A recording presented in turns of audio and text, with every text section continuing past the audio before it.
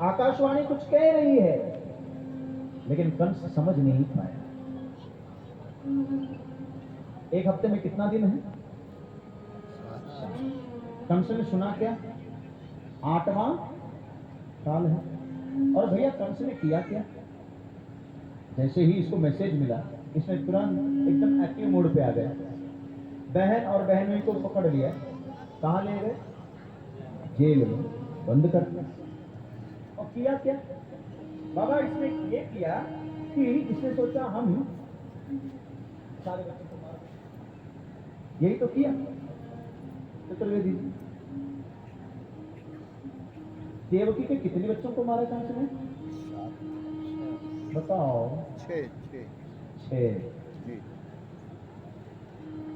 6 बच्चे मारे। 8वां काल है। कंस ने सुना, सारे बच्चों का उद्यम मारने का किया, मार पाए नहीं। कितने बच्चे को मारा? 6। 7वां की बारी आई तो कंस को खबर क्या मिली? कंस को खबर ये मिला कि पेट में ही बच्चा नुकसान हो गया। वो कैरी नहीं हो पाता, मिस कैरी हो जाता है, जो भी आज की भाषा में आप समझिए। नुकसान हो गया गर्भ। कंस बड़ा खुश हो गया। क्या हमको मारना नहीं पड़ा, खुद मर गया। माते यही हुआ ना। और 8वां कौन है? कृष्ण है। 7वां मिला ही नहीं। लेकिन ऐसा नहीं है कि हुआ ही नहीं। मिला नहीं अलग बात है। कंस को ये पता चला हुआ ही नहीं, मिला नहीं। 7वां कौन है? पता सब लोग सुने। रोहिणी के घर पल रहा है। कौन? दाऊ भैया। भैया अभी भी बात नहीं समझ में आई? कंस को भी नहीं समझ में आई। क्या 6 दिन मुट्ठी में है, 7वां छूट गया। अब पूरी जिम्मेदारी से कह रहा हूं, अगर 7वां कंस को मिलता तो 8वां को ढूंढने की जरूरत नहीं पड़ी। क्यों? 7वां जहां था वहीं 8वां गया। बाबा ये बताइए, कृष्ण भाग के कहां चले गए? जहां 7वां। अगर 7वां मिलता तो 8वां मिलता। 7वां छूट गया। कंस का नहीं, हम सबका यही गति है। बोलो वृंदावन। यह घटना कंस की नहीं है, हमारी घटना। हम भी यही करते हैं। 6 दिन हमारे मुट्ठी में है, एक दिन काल के हाथ में। कृष्ण काल नहीं। अगर कृष्ण को आप काल कहेंगे तो अपमान है। कृष्ण काल नहीं है, कालातीत है। काल तो छोटा है, काल भी भगवान के सामने नहीं जाता है कि काल की गति वहां तक नहीं है। काल भी भगवान के सामने नहीं जाता है। काल की इतनी गति नहीं है कि ठाकुर जी के पास जाए। भगवान अगर एक बार नजर हटा दें तो काल का काल है। बात समझिए। और हम भी यही इंतजार करके बैठे हैं, हम भी मरेंगे नहीं, है ना? तो करना क्या है? सुखदेव जी कह रहे, परीक्षित एन केन प्रकारेण तुम भगवान में मन लगाओ। और भगवान में मन लगाने के लिए 7 दिन की जरूरत नहीं है ना, 1 सेकंड भी काफी है। महाराज परीक्षित ने कहा, गुरु जी आप तो सिद्ध हैं, आप तो बुद्ध हैं, आप तो परमहंस हैं, हम जैसे दुनिया के लोग ये सुनते हैं, होता नहीं है। क्या मन लगे ऐसा हुआ है क्या? और बाबा आप लोगों से कह रहा हूं, दुनिया का सबसे बड़ा झूठ क्या है बताइए? दुनिया का सबसे बड़ा झूठ यह है कि हर बात पे बात पे हर बात पे पता लोग क्या कहते हैं? हमार मन। अरे झूठा, तोहार मन नहीं थे, तू मन का है। अरे जिस दिन हमार मन हो जाए ना, उसी को भगवान गीता में स्थित प्रज्ञ कहते हैं। स्थित प्रज्ञ, जिसके हाथ में मन है, जिसकी मुट्ठी में मन है। अर्जुन कह रहे चंचलम ही मन कृष्ण, और हम कह रहे हमार मन। बस झूठा कहीं का, हमार मन नहीं है, हम मन के हैं। हमारा मन हो तो हम जहां कहें वहां चले जाए। जाता है। हाँ एक चाची, हम अपनी बतिया रहे हैं, ठीक है? आप लोग की नहीं, आप लोग बहुत अच्छे हैं भैया। हो ये हमारा माला, ठीक है, तुलसी जी का। ध्यान से सुनिए। सुबह हम बैठ जाते हैं माला गोपाल गोपाल गोपाल गोपाल गोपाल गोपाल। एक माला पूरी हो गई, अगली माला में पता क्या आएगा? क्या? गोपाल टेंगा मनवा घूम रहा है। क्या ये भगवान? लग रहा है अभी बरखा हुई था, अरे तो बरखा हुई तो कथा कैसे हुई? तो मन चल रहा है। बाबा व्यासपीठ पर बैठे हैं, एक माला, क्या मजा अगली माला में मन न भागे। सोचिए कितना बेईमान है हमारा मन है? और आप सब पढ़े लिखे लोग बैठे हैं, मैं अपना ही उदाहरण दे देता हूँ। एक माला में कितनी गुड़िया होती है? दाने 108। 8 कम कर दीजिए, कितना बचा? 100। चलो 100 का ही फेरो, तब भी हमारा मन नहीं लगेगा। 50 के बाद मन भागेगा। अगर ये बात सत्य है तो एक बंडल में, नोटों की बंडल में कितना नोट होता है? 100। गिनने के लिए दे दो। एक ऐसी मन भागेगा? अरे बेईमान। अब आप कल्पना करिए हम कितने बेईमान हैं भैया। 100 गट्टी, 100 नोट की गट्टी और एक तरफ माला 100, कितना अंतर है। जब हम काउंट करते हैं कैश को तो दो ना सरक जाएं, उसके लिए पानी का सहारा लेते हैं ताकि दो ना सरके। सारा इंद्रियां सतर्क, मन ध्यान इतना एकाग्र हो गया। और रात भर गिनवा लो, ना थकेंगे ना चाय पिएंगे। और रात भर बैठ कर कोई जपे,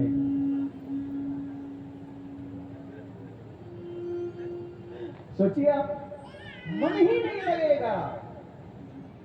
महाराज परीक्षित कह रहे, गुरु जी आप सिद्ध हैं, आप रात भर बैठ करके जाप करिए, हमारे बस का नहीं है। क्यों? मनवा भाग जाता है। हाँ अच्छा, सीधे बैठो बस 5 मिनट फिर आरती। क्यों? टाइम का तो पता ही नहीं चल रहा है भैया। इतना टाइम हो गया, 2 मूवी खत्म हो जाती, 2 मूवी खत्म हो जाती, 3 बज रहा, 7 बजने वाला है। अरे चाची सीरियलवा होता तो 5 गो सीरियल खत्म, और यहाँ कोई कमर्शियल ब्रेक नहीं है, सीधे बैठे सके। बस ये सुनना जरूरी है और सुन करके जाइए, ठीक है। और कथा के बाद घर जाइए, आराम से चाय पी लीजिए और मेरी बात को चिंतन करिएगा। ये बात जरूर सोचिएगा घर जा करके, बाकी भूल जाएगा तो कोई बात नहीं। भैया ये बताइए, हम साउथ के हैं, सबको पता है, आई एम फ्रॉम केरला, है ना? सब कुछ मेरा वहीं का है, मेरा इस भाषा से कोई लेना देना नहीं है, और मेरी पढ़ाई यहाँ की नहीं है, मेरा भाषा ये नहीं है जो मैं बोल रहा हूँ, सब अलग है, सबको पता है। माते मेरा जन्म दक्षिण भारत का है, मैं वहीं का हूँ, दादा परदादा सब। मैंने कहा ना, मुझे उत्तर भारत से कोई लेना देना नहीं है, ना कहीं से कोई रिश्ता नाता कुछ नहीं है। ये ठाकुर जी की कृपा है, भगवान ने मेरा कार्यक्षेत्र ये बनाया, मैंने जल्दी हिंदी सीख लिया और बोलने लगे, क्योंकि ठाकुर जी कुछ भी कर सकते हैं, मुकम करोति वाचालम, तो गूंगा को बुलवा देता तो हम तो खैर कोई बात नहीं। तो मैं ये कहना चाहता था,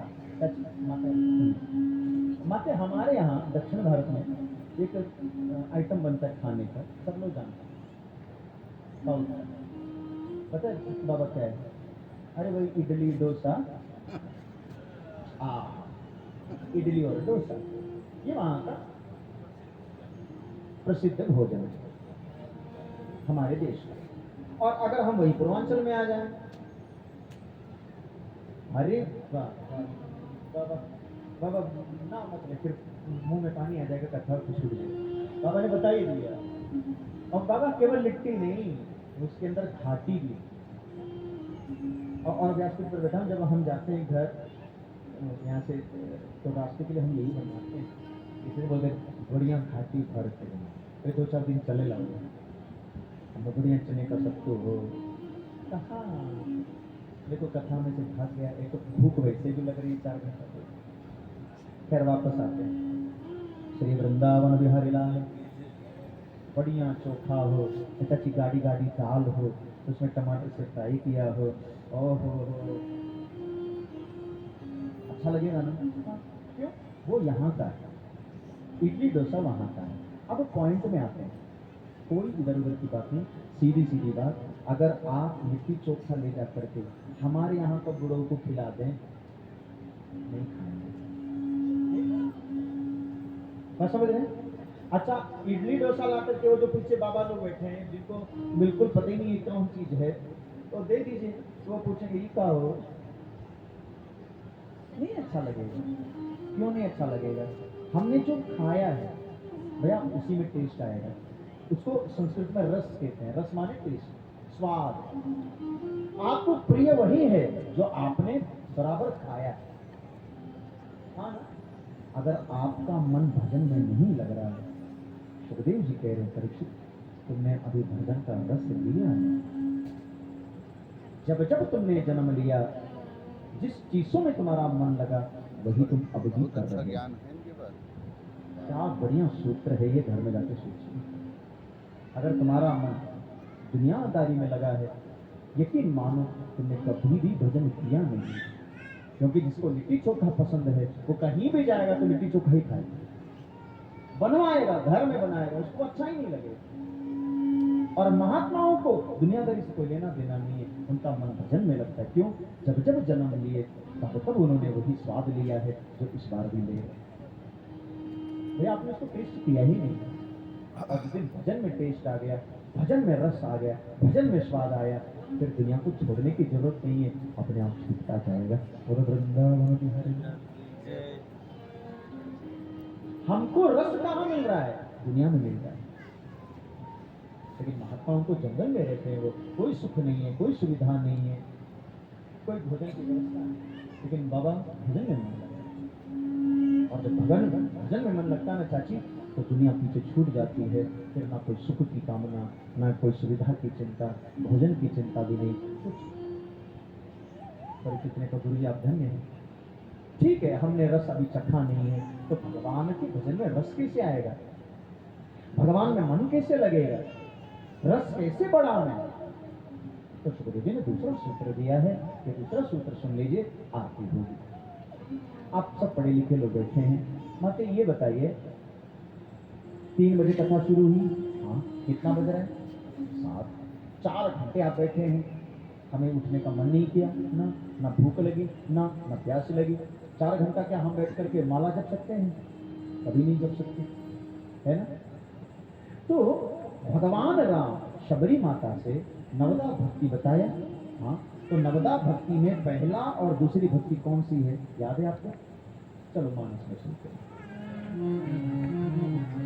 शबरी माता से भगवान ने कहा तुम माला मत उठाओ, आप माला लेकर के भजन मत करिए, मैं राम खुद कह रहे हैं। कह रघुपति सुनो भामिनी बाता, कह रघुपति सुनो भामिनी बाता, मानो एक भक्ति कर नाता। और अब नवदा भक्ति बता रहे भगवान, उसमें पहली भक्ति कौन सी है? गाइए